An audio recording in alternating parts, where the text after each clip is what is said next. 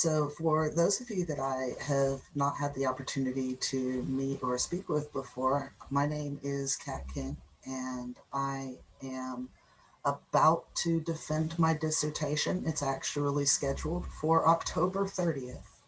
So I'm very excited that you guys are going to be one of my test runs of a big chunk that hasn't been shown before. So you guys are the first that are going to get to see some of this. And I'm going to talk about how these four commonly used textbooks are representing members of the LGBTQIA community. And for simplicity's sake, I'm going to say LGBTQ because the extra two letters actually make it more likely that I'm going to screw it up. But please know that when I'm saying that, there is a bunch of other identities that are part of this umbrella, and I am explicitly including them. I'm just being a lazy public speaker. Please forgive me. Okay, so I'm looking at what health science students believe, and I'm doing this because they are on the front line, right, of these patient and provider interactions. And it turns out that if you have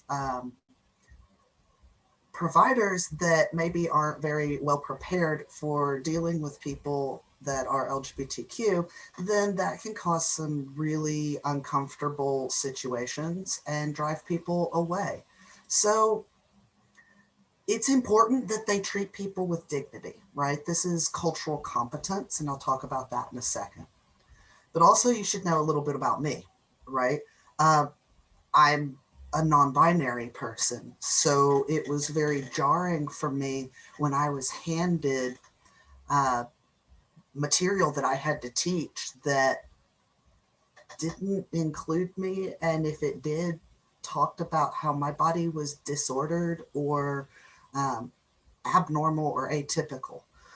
And that really bothered me. And I wondered why that was. And that led me to look at this sort of an idea. So my personal identity as a queer person strongly influenced my decision to look at this. Now, essentialism is this idea that there are essential differences between things, right? This was the foundation for the biology of race back when that was a thing, right? Well, that idea arose from these ideas of power dynamics, right? There's better races than others.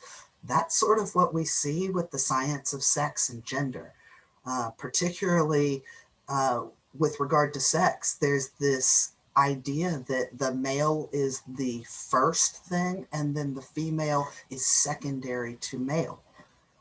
Well, that's just with a binary conception, right? There's these essential differences. That's at the core of this sex binary, the what I call the two-sex model that is all over science. But these all require this idea of a normal, right? There has to be a normal male and a normal female, and there's normal heart rates and there's normal blood pressures. Well, normal for who? Who decides what's normal? And then what are the consequences if we are presenting these ideas about what's normal and maybe that's not entirely accurate? Well, we exclude LGBTQ students. I like this excerpt because it just shows you how embedded this heteronormative idea is that the purpose of the act of sex is male and female and it's for reproduction. And that's not accurate. And that excludes a large number of people. So I'm going to talk about parts of that. This is really important because a lot of people are not straight. That I'm sure is an absolute shock to those of you who are attending Queercon. But there are a lot of not straight people in the world.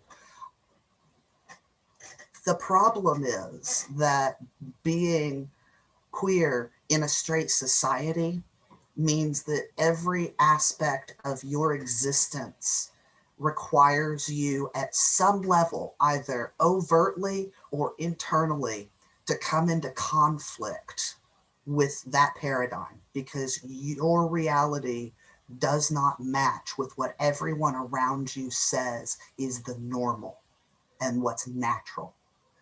So that's stressful, and that manifests in these health disparities, increases in PTSD, more likely to ignore going to the doctor when necessary. And that's because doctors can't talk to queer people without being, we'll call it backwards for now. I'll get more detailed later, right? And then there's this obvious effect on trans people where suicide's really prevalent in the United States. Like by the time this panel's over, several people will have committed suicide, successfully killed themselves. A lot of trans people do, and a lot of them are young. And I really have to wonder, what messages are they getting in the classroom that might be contributing to this? Okay, so you guys have probably already seen the gender unicorn, right? I just didn't want to have a bunch of blank space on here, but just to hit on like some major concepts, sex is like this biological category. It's your chromosomes and your hormones and your gonads and your genitals, right? And on the gender unicorn, it's a DNA strand, and they give you 3 choices. Okay, I can work with that. Then there's gender, which is social, and it's an expression and it's feelings and it's behavior. And it maybe is related to sex because we have 3 categories in those too, right? There's female and male, which by the way are not gender categories. Those are sex categories if you're going to separate these 2 things. So woman, girl, man, boy, those are gender terms. Feminine and masculine, those are expressions of gender. Notice that these are related to sex, but they aren't the same as sex. And then there's sexuality, which is both physical and emotional attractions. So again, that's dealing with not the body, these chromosomes, but instead something intangible. All right, attractions and desires. So when I looked at what other researchers had found, they found that textbooks are really androcentric. They emphasize that males are the normal form, and the further back you go, the more white the male standard forms are likely to be. Really recently, we've started to see a shift where not every single figure is overtly white. Biology textbooks from elementary through medical school present sex and gender as, first of all, sexuality is all about reproduction and it's heterosexual. It is using the binary sex. There's a male and there's a female, and their goal in their existence is to combine gametes. And they rely on this binary sex, and notice I say sex / gender. That's how I think of the terms, and I'll talk about that. But sometimes they're mixing the 2. And when they mix the 2 and they're not treating sex and gender both as big, broad categories, not 3 little options, that's a problem because it relies on this heterosexual and male-female reproductive focus. Nursing textbooks, the ones that are supposed to talk about how to assess health in a clinical setting, how to training nurses, practical skills, don't include LGBTQ people. It's going to be really hard to develop clinical skills for providers if they aren't in the books. And these beliefs are associated with some really major problems, right? They're associated with greater phobia, and I'm reluctant to say phobia in the real sense of what a phobia is, right? But in the research term, transphobia and homophobia, referring to negative attitudes about LGBT people. And lower cultural competence, those are the skills and the attitudes and the knowledge that they need to provide what's called culturally sensitive care, right? The ability to treat a patient like a person and not stereotype them based on preconceived notions. So cultural competence, right? Like that seems a really logical, simple in some ways approach to solving a big problem, these health disparities. You add some LGBTQ materials in, and then also recruit and retain people that are members of the community, both as faculty and as students who will later become healthcare providers like nurses and doctors. But there's problems with that.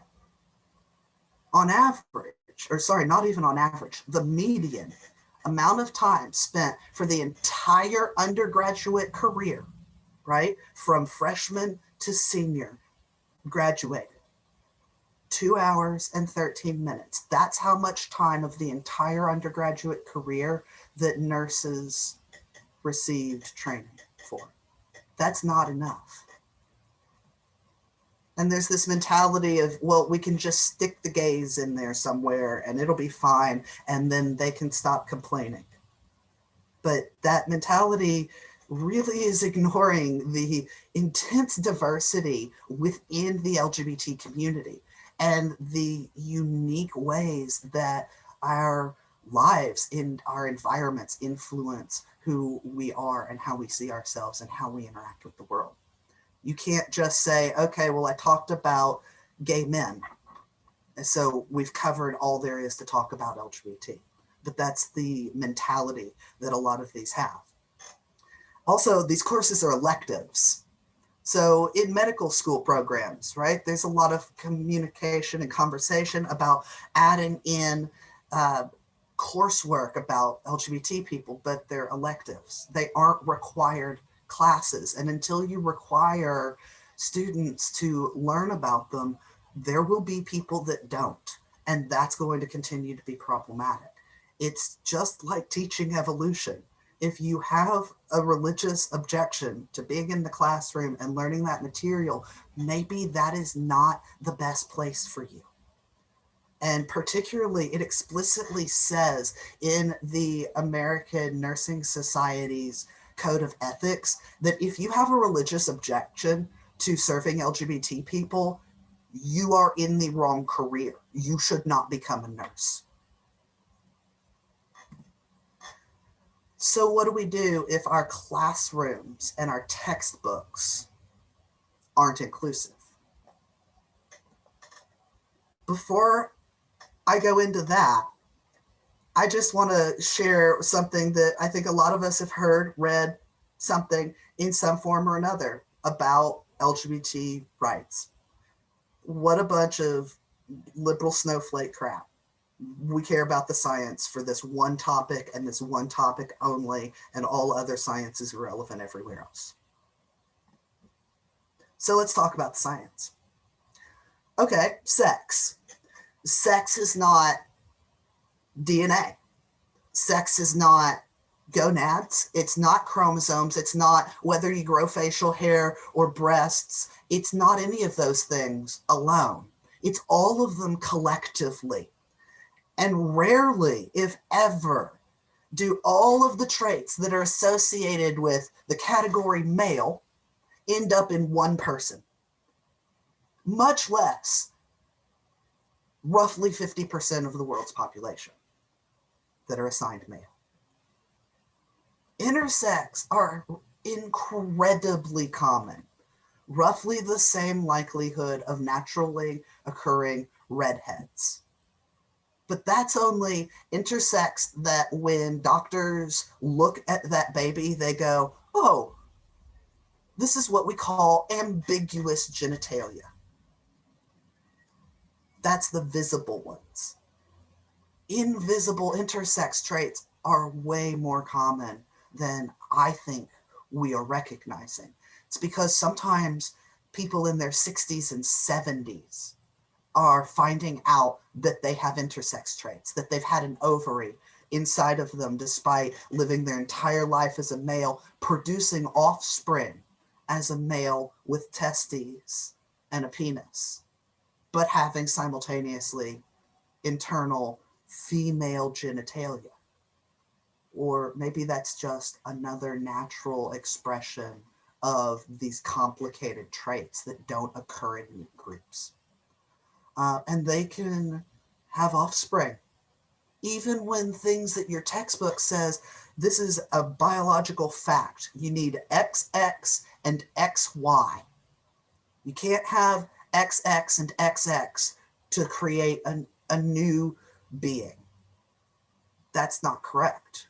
In humans, there are reports of individuals with XY chromosomes who are, their body have female sex characteristics the way I've just defined them. And internally, this person has ovaries and a uterus and was able to ovulate, underwent puberty, etc., and naturally conceived and gave birth to a daughter who was also XY chromosome. So how are we to say that that is unnatural when there was no intervention in that? It occurred naturally. A lot of people can reproduce naturally, even if they're members of the LGBT community. And there's this perception that there's either lesbians and gays, the L and the G, that's what counts, and erasure of bisexuals who are quite capable of producing offspring. So are everyone else. They just may need a volunteer, someone that isn't their life partner. It can happen. And this line between sex and gender, I think of it as sex/gender, because there's this idea that sex is biology and it's written on the body and that it's innate and it's immutable, but bone density is supposed to be different between sexes. But really the reason why some of these bone density differences have been detected are environmental due to culture, right? You need vitamin D for bone density. If you are from a culture where people who are assigned female are required to wear head coverings and body coverings that limit their access to sunlight, their body can't naturally produce vitamin D and they have less bone density. That's characterized as sex-based, but actually that's gender. It's environment. So really there's not a line, and this separation between the two is made up. The problem is when people rely on there's male or there's female, right? This two-sex model. Okay, so environment can affect your genes. Well, crap. How do we separate sex and gender? We don't. But it can also affect your hormone levels.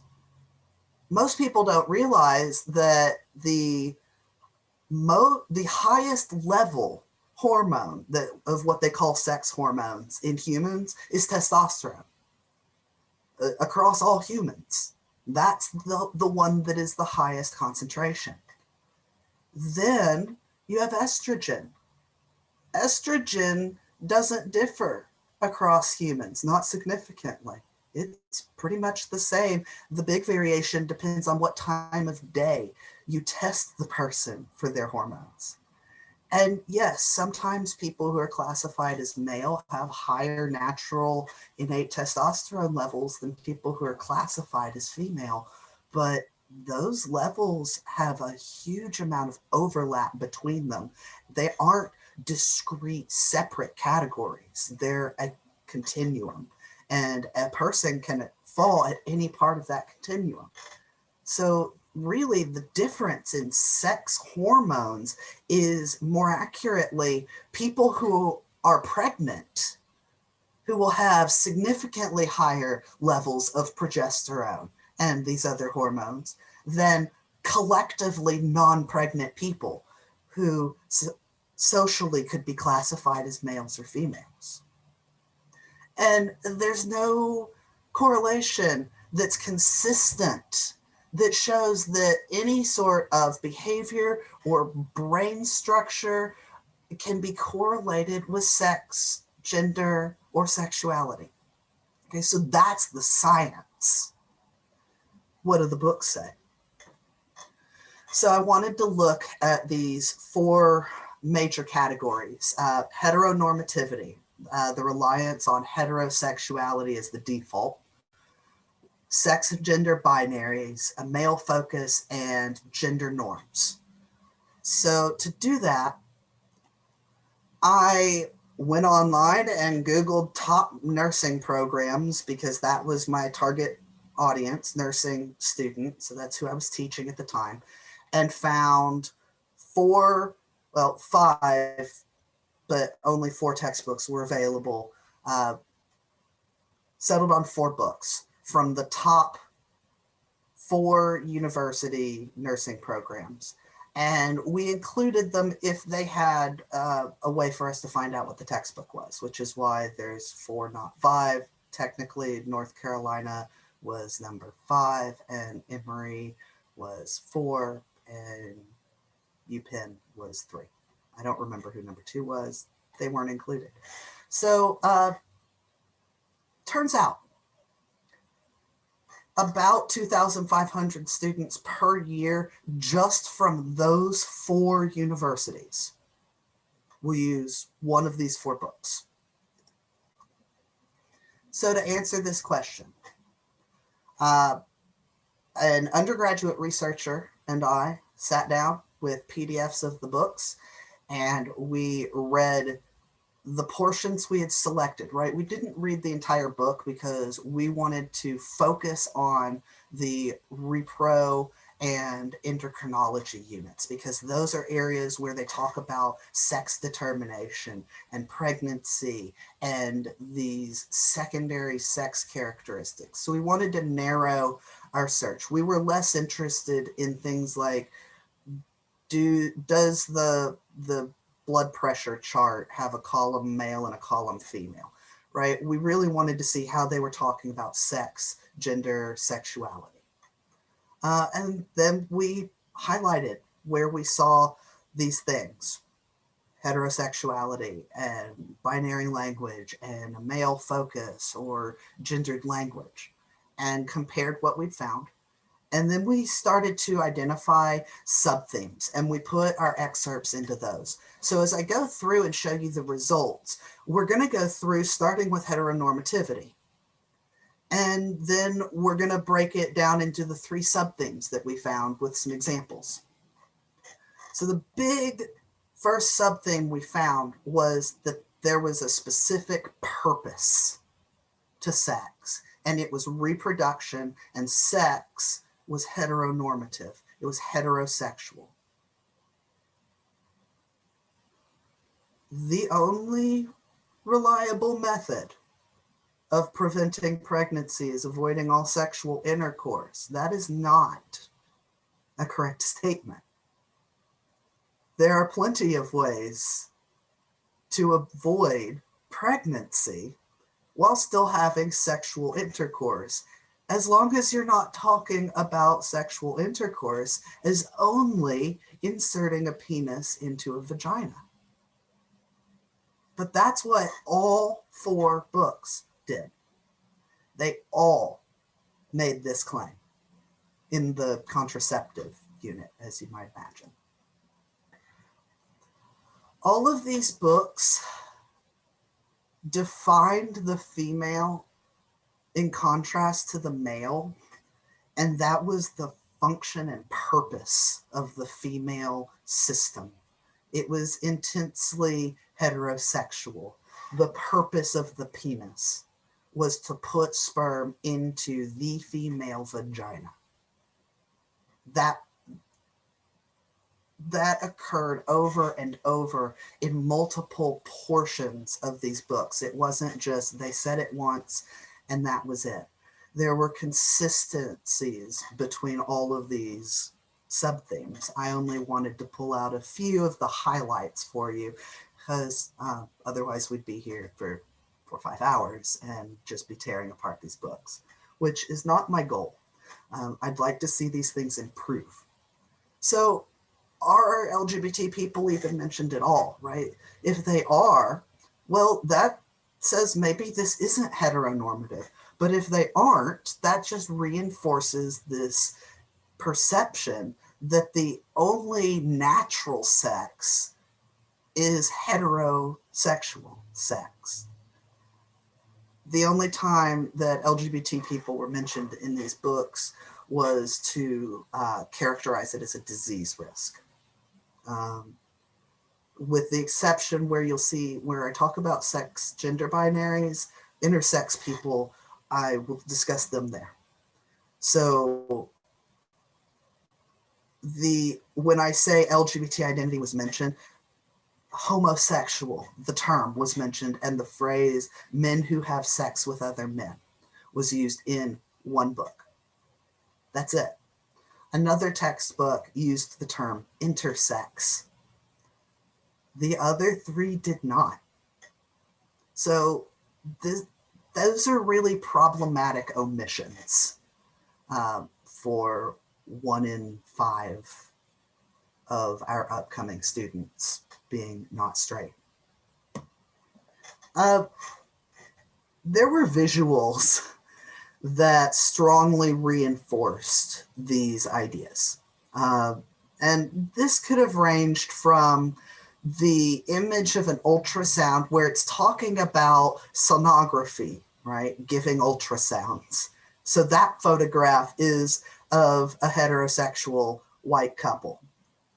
But then there were things like this, where the male sexual response is shown with 4 stages, and he's standing up.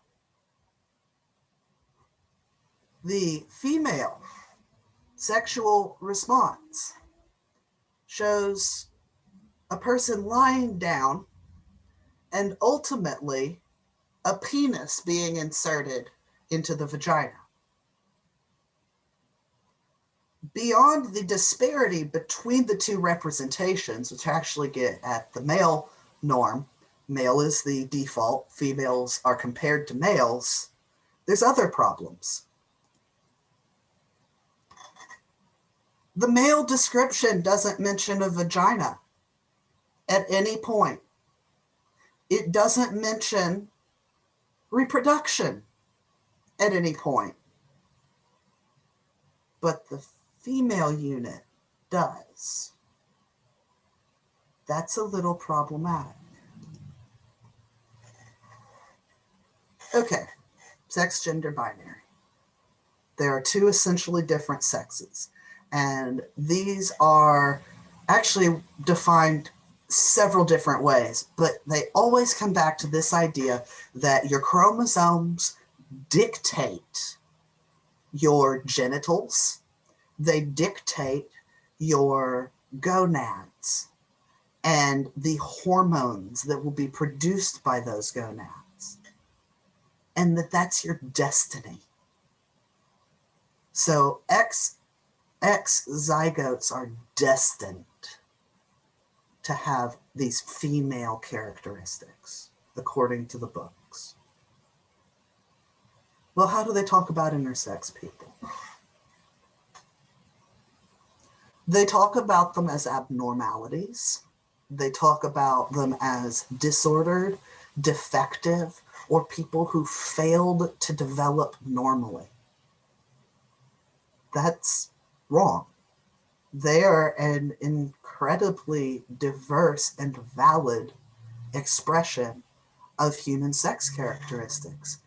And according to science, they are a natural category, not defective, not abnormal, not atypical. And they most assuredly are not disordered. How are sex and gender used?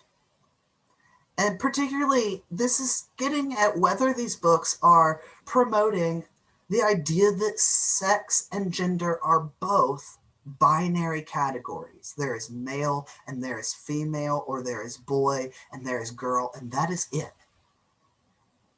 Well, explicitly they do this, but they also do it implicitly.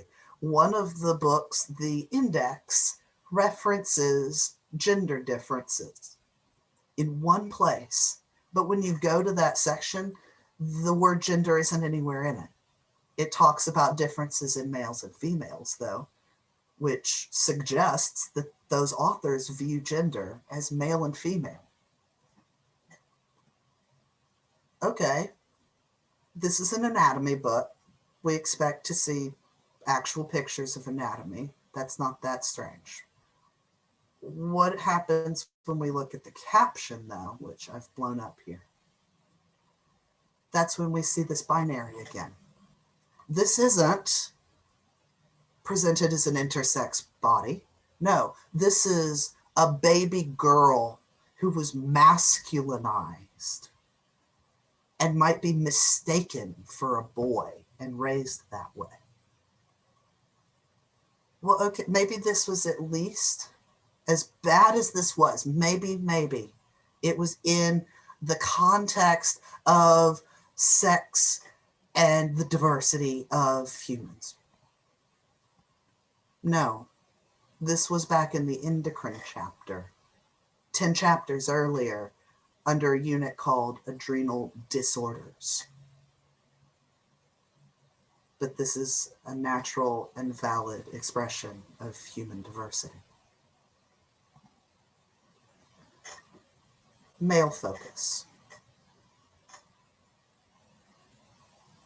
This particular phrase has epitomized this project for me.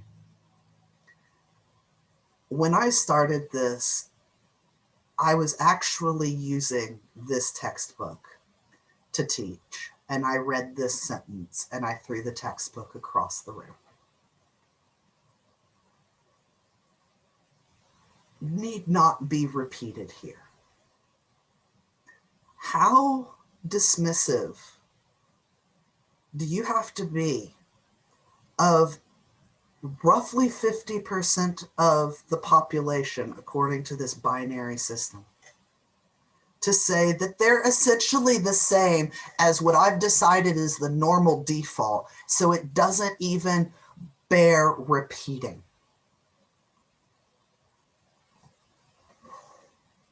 Okay, well, how are you talking about really similar structures that are really important, like gonads? Why are females' gonads in the female unit described as a food, when the male gonad in the male unit, that, by the way, comes first in the textbook, in every single textbook, males are listed first. They may have their own chapter, they may just be at the beginning of the unit, they're always first. And the descriptions aren't equal. For equivalent organs, that's like them saying, this is a heart, and we've decided that this is a male heart because it has this one characteristic that we have determined is significant enough to classify it as the male heart. And the female heart is basically the same as this, so we're not going to bother repeating any of those characteristics in this different unit.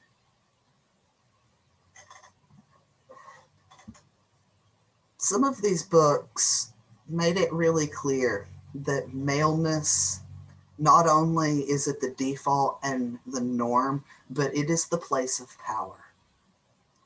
Because you are only female if you are lacking essential maleness, the Y chromosome that dictates all of what it is to be male, according to these types of framings. Don't worry, you don't have to read the wall of text. What I wanted you to really see is that this is describing male puberty. They used 112 words for it. Female puberty, 43. So 61% fewer words to describe the exact same process, which apparently produces dramatically different bodies, essentially different bodies. One of the things that's omitted from the female puberty description is desire, but it's not excluded from the male. Desire is included in wet dreams, but there is no female desire because female desire is invisible. It's about reproduction or it doesn't exist. That brings us really conveniently to gender norms.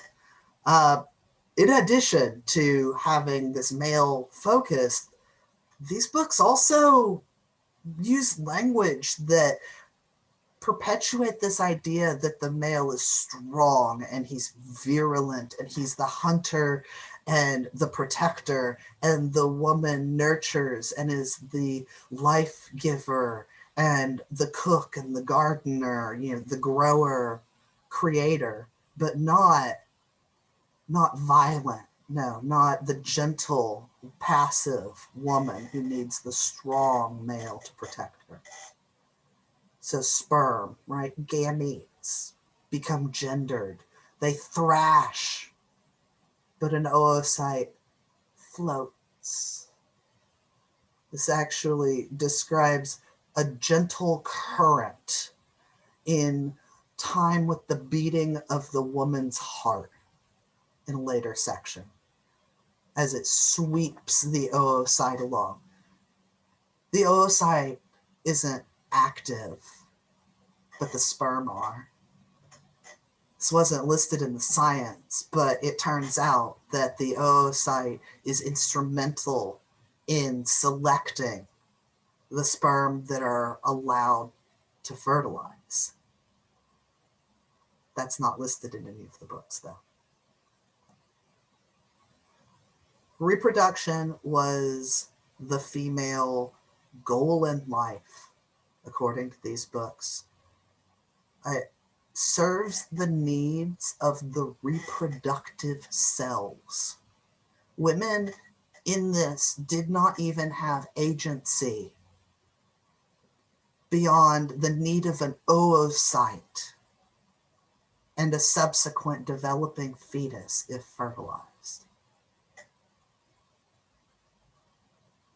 First of all,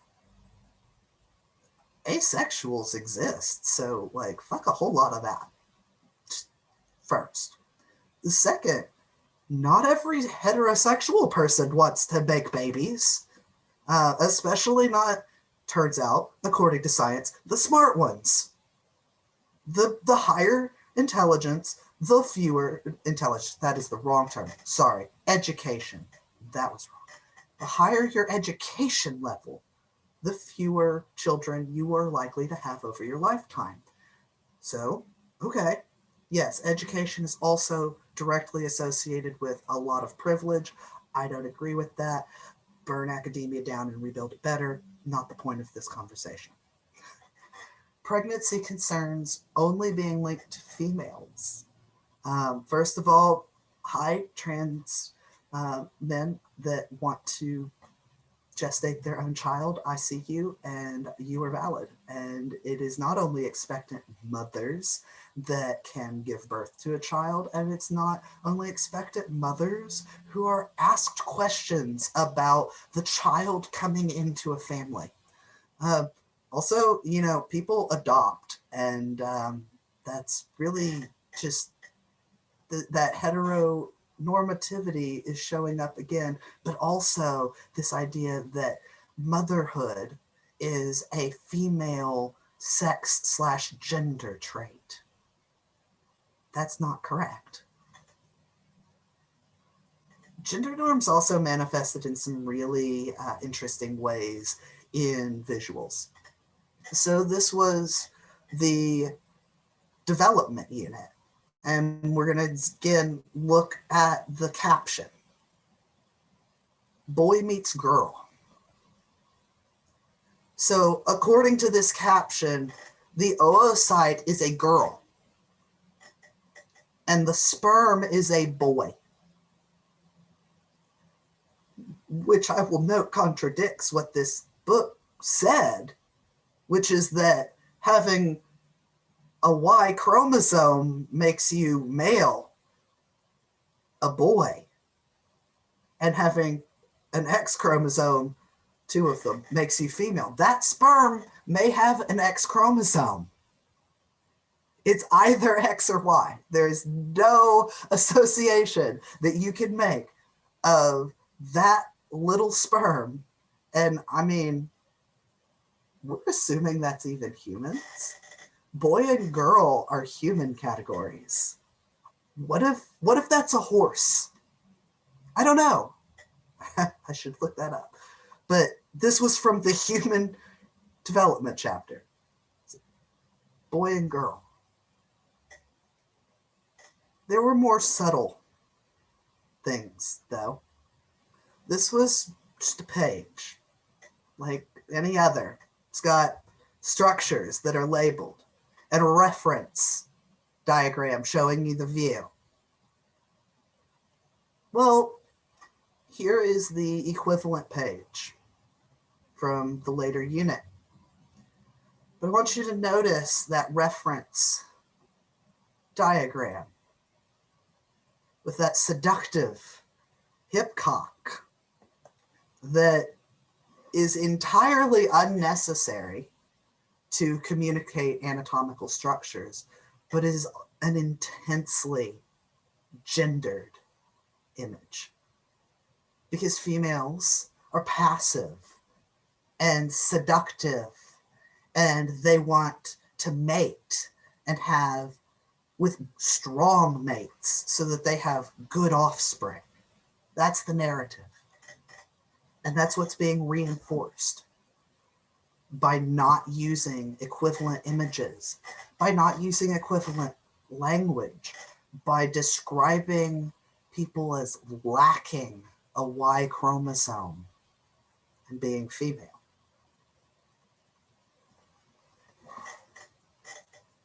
So all of these books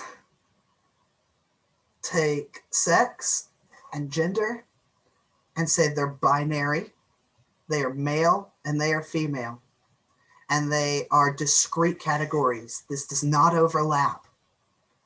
And that means that they present intersex people as unnatural and abnormal and atypical. And that is not what the science shows. So our textbooks aren't showing what the science shows. And they're assuming that their readers are heterosexual. And they're assuming that the people that these nurses are going to treat are heterosexual.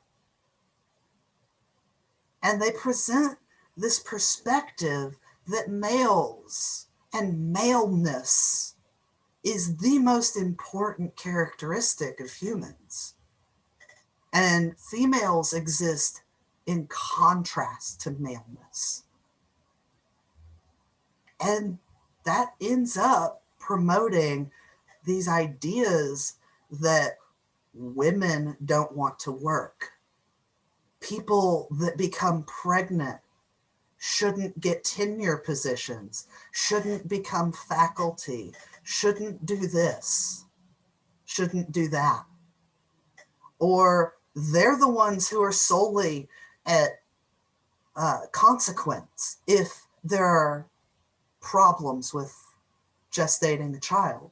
It's the responsibility of the woman, the female, according to these books.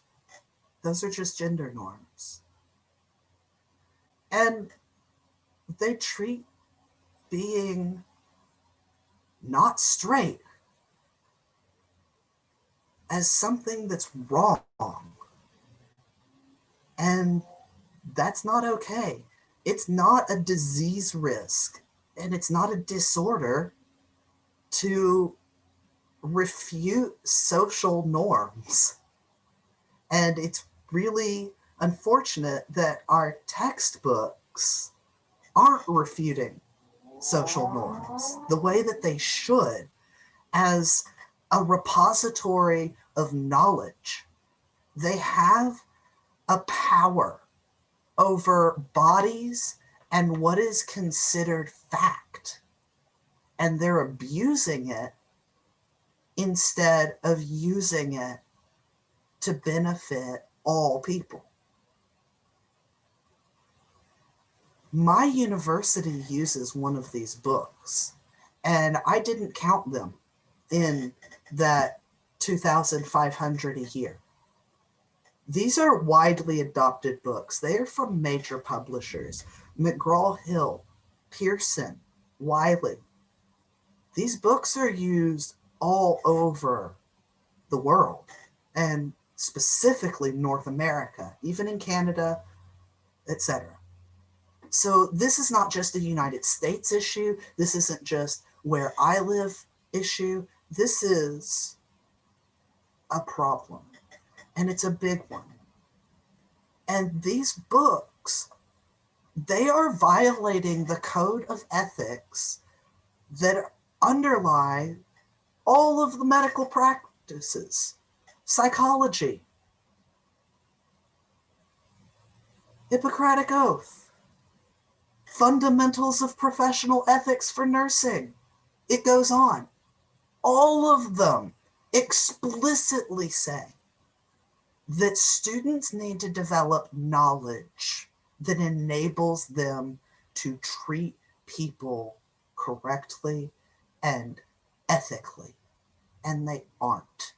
And that's because they're not giving them modern understandings. They are stuck in a 1950s conception of sex, and gender's the same, and they're both binary unless we're talking about these disorders. But it's not all doom and gloom. There are solutions. And we've seen progress in some areas. Just supplementing materials in a class improve knowledges and attitudes about treating LGBT people in healthcare. So you don't need to throw out the entire textbook, trash the whole curriculum, and rebuild it. Now, do I think that science as a whole, when you look at its history, has some major flaws to it that maybe warrant that? Yes. Is that what I'm saying based on this presentation? No. But you could, and I say you to publishers and textbook authors, you could consult with members of these communities and ask us what would be good to change, instead of assuming that it's fine the way it is. And there's a lot of power in using these new ideas that we're discovering because queer people exist in science, and we are tired of being quiet and minding the status quo. We aren't doing that anymore. I'm out, and I don't care who knows it. And my research is going to show that, because the more of us that are out and active in science across all disciplines, the more we can push back against these norms that aren't scientific norms. Instead, they're social norms. And we push back by doing research, by saying, this is what other people have said, this is the body of knowledge, and here is what I'm adding to it. And we should consider those things. So I'm part of the Fusilier Research Lab, and my undergraduate research assistant, Harshini Sirvasetti, was invaluable in conducting this project. And we were funded by an early undergraduate research grant. So I was lucky enough to start working with Harshini at the beginning of her sophomore year, and we were funded through to the beginning of her junior year. And as a person of color, she provided some really interesting insights that were not originally part of my analysis plan, but she noted things like descriptions of vellus hair in books as pale, fine hair, and she flagged those with the comment, in white people. So those were little things that really benefited this analysis, and I'm incredibly grateful for the opportunity to work with her, both because of the person that she is and the grant opportunity that we had. So I would be happy to take any questions now. I believe we have learned that you have to stand on something, or I don't know. So for this particular panel, if people could put questions in the chat, that would be helpful. And then we can read the questions out loud. So that Awesome. would be legit. You know, questions, comments, cries of anguish, anecdotes, beauty tips, I'll take them all. I do think there's one question already there. I can read it out loud. It says, do you think that this affects queer people not going into medicine and nursing fields? Absolutely. The ideas that I looked in these anatomy books for are also in introductory classes for non-majors. And this has a ripple effect, right? If a straight person gets all of this messaging that queers are abnormal and sex is binary, when they're actually practicing nursing, they're the ones who, you know, they're taking the sexual history and they see someone who presents as female and they say, well, you know, you have to be on birth control to prevent pregnancy. Okay, that person could be trans, that person could be a lesbian, that person could have had their uterus removed if they were born with one. There's no reason to assume you have to be on birth control. So those little microaggressions is what they're called, but I don't like that term because any aggression is an aggression. It's not micro to the person that is receiving it. So those things hurt queer people and drive them away from the doctor's office when they need help, when they should go to the ER, when that lump is getting bigger and bigger. But I don't want to go to the doctor and be misgendered and called weird or, you know, all of these other things that intersect. So changing these ideas help everyone, from heterosexual people who are getting accurate knowledge now, up-to-date representations, and then over to all of the queer people under the LGBTQ umbrella who benefit from having healthcare providers that are competent. So the next question, have I had conversations with textbook publishers and nursing schools? What has their reaction been? I have not had conversations with the textbook publishers directly. I do have a family member that is employed by one of the publishers whose book I reviewed. But I have not leveraged that to contact them yet. With that in mind, I suspect that once the article that I have written is published, that there might be more traction in reaching out to them. Right now, I would be a loud but lone voice criticizing them.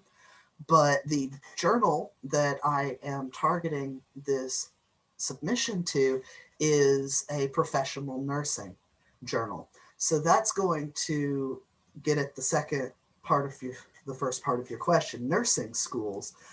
Once this is published, I think that it's going to spark vital conversations.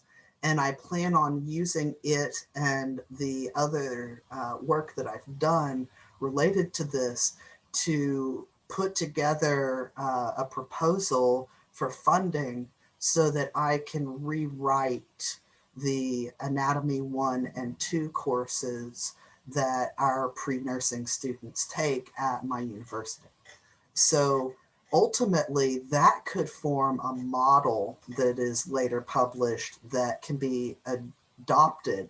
And it's going to rely on a lot of the work, giving credit where it's due, that my university's medical school has done. They're one of the top medical programs for LGBT healthcare in the nation and perhaps the world. They are consistently top rated by every measure. Our nursing school does not participate in that curriculum because they're two separate entities. So one of the things that I am really driven to do with this is leverage these things that we have established for our medical doctors and transfer that over to the people that are actually spending more time with the patients, which are the nurses and the assistants. And I expect that their reaction will, it depends. So one of my coworkers critiqued presentations of sexual selection in evolutionary textbooks at a major conference. And it turns out that the author was there for that publication, for her presentation, and heard all of the critique, and later approached her in the elevator and said, "I really liked your talk and you were right." So that could happen. Alternatively, they could say, "That's a bunch of crazy liberal snowflake bullshit and we don't care what you have to say." So that is the other, I think, end of the possibilities of reaction. Yeah, so I can be found online. If you see on the screen, I've got my website, www.rayking.me, and you can email me at contact@rayking.me. I'm also on Facebook as Cat Ray King. And feel free to drop me a line, email me. If you're interested in some of what I've done, I'm happy to share my code book, The Big Picture, with you, particularly after October 30th, when my dissertation defense is over. I will be posting the document to my website. So you can see all 3 parts of my dissertation, of which this is only the second chapter of 3. So that's going to be available very, very soon once those final changes are made. Any other questions? Cool. Well, I mean, if there's nothing else, then that's all I got.